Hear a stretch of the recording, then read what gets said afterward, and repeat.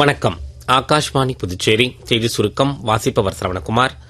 கார்கில் வெற்றி தினமான இன்று நாட்டிற்காக தங்கள் இன்னுயிரை தியாகம் செய்த துணிச்சலான வீரர்களுக்கு குடியரசுத் தலைவர் திருமதி திரௌபதி முர்மு, பிரதமர் திரு நரேந்திர மோடி, பாதுகாப்பு அமைச்சர் திரு ராஜ்நாத் சிங் ஆகியோர் சமூக வலைதள பதிவு மூலம் அஞ்சலி செலுத்தியுள்ளனர்.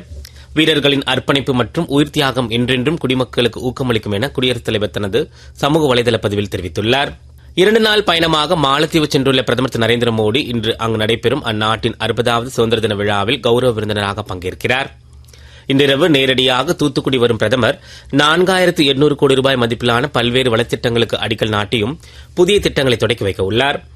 பயங்கரவாத மற்றும் கடத்தல் நடவடிக்கையில் ஈடுபட்டு தப்பியோடியவர்களை மீண்டும் கொண்டு வருவதற்கான நடவடிக்கைகளை மேற்கொள்ளுமாறு சட்ட அமலாக்க நிறுவனங்களுக்கு மத்திய உள்துறை அமைச்சர் திரு அமித்ஷா உத்தரவிட்டுள்ளார். நேற்று புதுடெல்லியில் தேசிய பாதுகாப்பு உத்திகள் குறித்த 2 நாள் மாநாட்டை தொடக்கி வைத்து பேசுகையில் அவர் இவ்வாறு வலியுறுத்தினார்.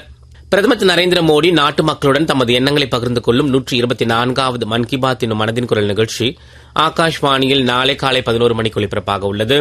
இந்நிகழ்ச்சி ஆகாஷ்வாணி மற்றும் தூர்தர்ஷனின் அனைத்து அலைவரிசைகளிலும், AIR செய்தி வலைதளத்திலும், நியூஸ் ஆன் ஏர் மொபைல் செயலிலும் ஒலிபரப்ப கேட்கலாம். ஆகாஷ்வாணியில் பிரதமரின் இந்தி உரையை தொடர்ந்து அதன் பிராந்திய மொழி வடிவம் இடம்பெறும். புதுச்சேரி அரசின் செய்தி மற்றும் விளம்பரத்துறை சார்பில் கார்கில் வெற்றி தினம் இன்று கடைபிடிக்கப்பட்டது.